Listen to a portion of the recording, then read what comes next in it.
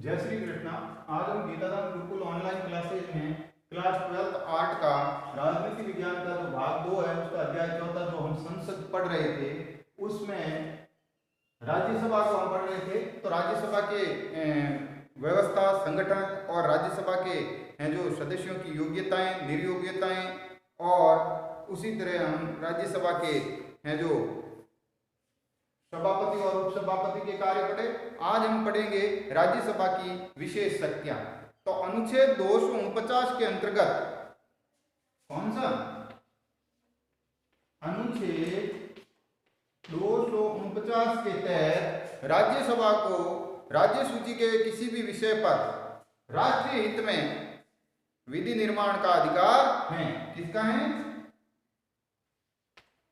राज्य सूची के विषय पर। इस पर राज्य सूची, संघ सूची नहीं, राज्य सूची के किसी विषय पर राष्ट्रीय हित में विधि निर्माण का अधिकार है, अर्थात वो उसकी प्रक्रिया शुरू कर सकती हैं। दूसरा है अनुच्छेद 312 के अंतर्गत अनुच्छेद 312 के तहत राज्यसभा अखिल भारतीय सेवा का गठन कर सकती हैं। किसी भी अखिल भारतीय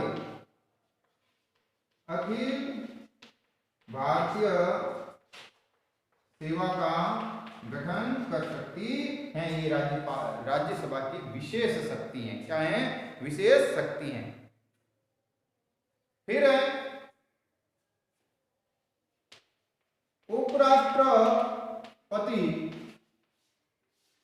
उपराष्ट्रपति के विरुद्ध महाभियोग की शुरुआत राज्यसभा से ही होगी। क्या? राज्यसभा से ही है जो इसका प्रस्ताव आएगा। क्या आएगा? इसका प्रस्ताव राज्यसभा से ही आएगा।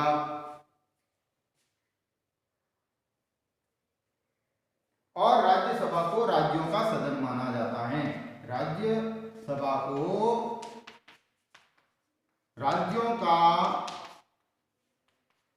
सदन माना जाता है। क्या है? माना जाता है। राज्यसभा को राज्यों का सदन माना जाता है।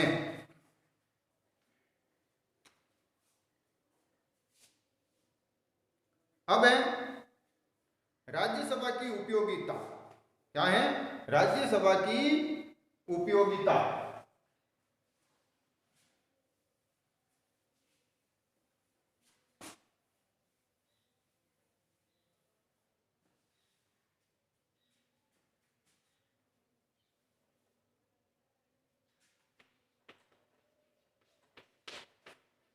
राज्यसभा की उपयोगिता। राज्यसभा की उपयोगिता तो पहला तो यह है कि राज्यों का प्रतिनिधित्व है। क्या है? यह राज्यों का प्रतिनिधित्व करती हैं, इसलिए बहुमायना है। दूसरा है दो सदन में गंभीरता से, दो सदनों में यह है जो प्रथम सदन की गंभीरता। क्या? प्रथम सदन की गंभीरता से विचार। अगर प्रथम सदन ने क्या है? प्रथम सदन ने किसी बात पर गंभीरता से विचार नहीं किया है तो इसमें गंभीरता से विचार हो सकता है। और पुनर्निरीक्षण का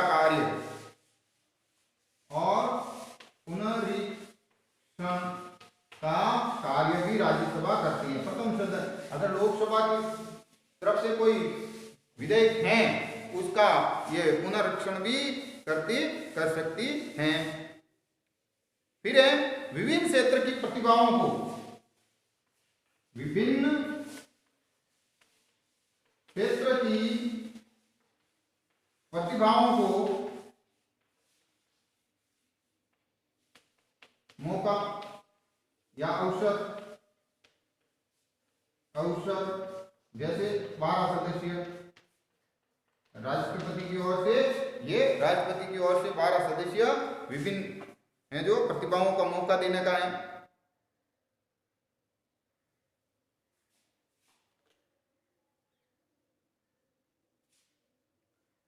दलगत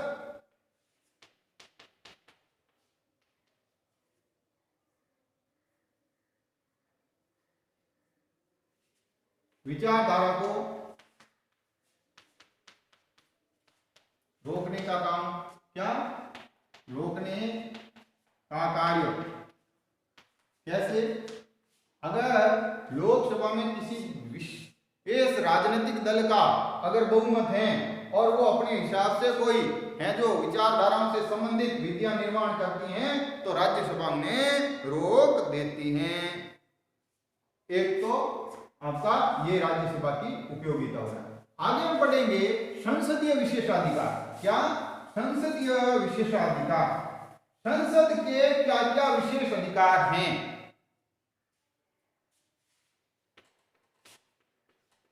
संसदीय विशेषाधिकार, संसदीय विशेषाधिकार जो अनुच्छेद 105 में है। किसमें है? अनुच्छेद 105 में वर्णित हैं संसद के क्या क्या विशेषाधिकार हैं। तो अनुच्छेद 105 में सांसदों के विशेषाधिकार का विवरण दिया गया है, जिसमें पहला है, क्या है? पहला जो विवरण दिया गया है वो है कि सांसदों को, किसको? सांसदों को अभिव्यक्ति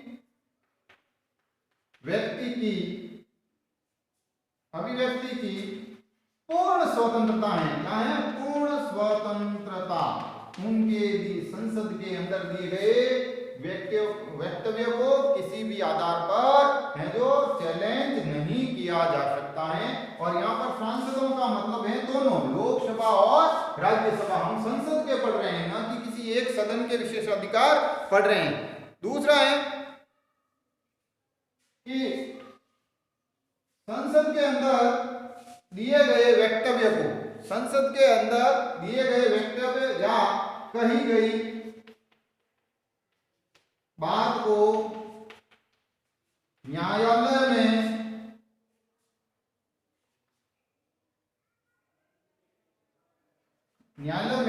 प्रश्नगत नहीं किया जाएगा। क्या है? प्रश्नगत नहीं किया जा सकता है। उसको कोर्ट में भी है जो मुद्दा नहीं बनाया जा सकता है। फिर इनको कुछ सांसदों को विशेषाधिकार दिया गया है कि एक तो इन्हें व्यक्तिगत दिया गया है। क्या दिया गया है? इनको आगे दो तरह के और विशेषाधिकार हैं। एक है व्यक्तिगत, क्या है? व्यक्तिगत विशेषाधिकार, और दूसरा है सामूहिक। क्या है? सामूहिक विशेषाधिकार। दूसरा है सामूहिक। तो अभी हम पढ़ेंगे व्यक्तिगत विशेषाधिकार। एक संसद सदस्य के व्यक्तिगत विशेषाधिकार क्या है? क्या है? व्यक्तिगत विशेषाधिकार, जिसमें पहला यह है कि इन्हें पूर्ण रूप से अनुच्छेद 19 के तहत, जो अनुच्छेद 19(2) के तहत वर्णित स्वतंत्रता 19 में है जो वाक और अभिव्यक्ति की स्वतंत्रता है। दूसरा है सांसदों को सदन की बैठकों के 40 दिन पूर्व और 40 दिन बाद किसी भी मामले में हिरासत में नहीं लिया जाएगा। सांसदों को संसद की बैठक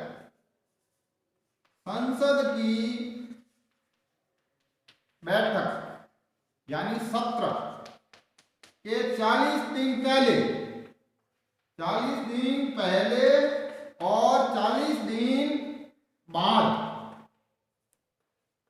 बाद हिरासत में नहीं होंगे, नहीं दिया। अर्थात उनको किसी भी मामले में अगर संसद सत्र आउट होने वाला है तो उससे पहले 40 दिन और आउट हो चुका है तो 40 दिन बाद तक उनको हिरासत में नहीं लिया जा सकता है। और सांसदों को किसी विवाद में गवाही के लिए बाध्य नहीं किया जा सकता है। किसी भी वाद में अगर वो न्यायालय में है, वाद में गवाही के लिए बाध्य नहीं, क्या है, बाध्य नहीं किया जा सकता है। ये एक सांसद का विशेषाधिकार है व्यक्तिगत रूप से। अब हम पढ़ेंगे सामूहिक रूप से उनके क्या क्या विशेषाधिकार हैं। एक सांसद की जो समितियां होती हैं या हैं जो कुछ अलग से उनके विशेषाधिकार हैं जो सामूहिक रूप से हैं, वो कौन कौन से हैं? सामूहिक रूप से, तो सामूहिक रूप से कौन कौन से विशेषाधिकार हैं? पहला है वे अधिकार जो संपूर्ण सदन को प्राप्त हैं।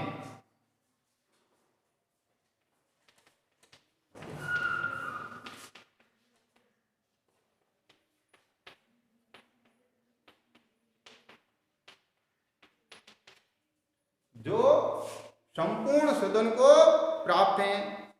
सदन की किसी कार्रवाई के किसी अंश को प्रकाशित करवाने का अधिकार या उसे प्रतिबंध करवाने का कार्य। दूसरा है सदन के किसी कार्यवाही या अंश को प्रतिबंध करवाने का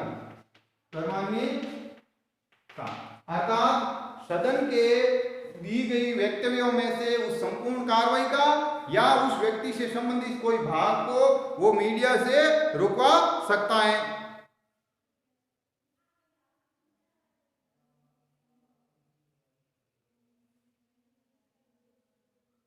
सदन में बैठे किसी भी व्यक्ति को सदन से बाहर करने का अधिकार।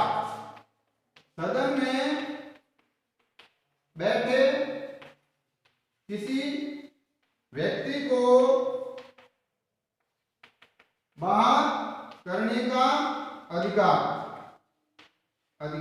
और इसमें सांसद भी शामिल है। क्या है? सांसद भी शामिल है। अगर सामूहिक रूप से सांसद कह दे कि साहब ये व्यक्ति या वर्तमान ये सांसद अभी इस कार्रवाई में शामिल नहीं है, इसको संसद की कार्रवाई से बाहर करें, तो वो उनको सामूहिक रूप से ये अधिकार हैं। और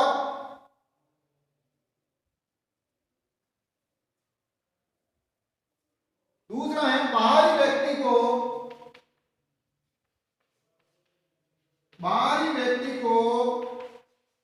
सदन में प्रवेश की अनुमति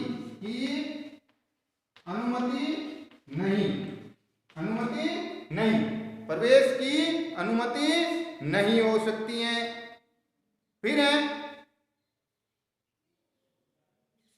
सदन के विशेषाधिकार को बनाए के लिए, सदन के विशेषाधिकार बनाए रखने के लिए दंड की व्यवस्था। अर्थात सदन के सदस्यों पर अगर कोई उनकी है जो व्यक्तिगत रूप से अगर अवहेलना करता है तो उन सामने वाले पक्ष को दंड की है जो व्यवस्था की जाएगी। तो इस तरह से ये सांसदों के सामूहिक रूप से अधिकार हैं। कल हम पढ़ेंगे समितियों की व्यवस्था और है जो सदन की कार्रवाई। धन्यवाद।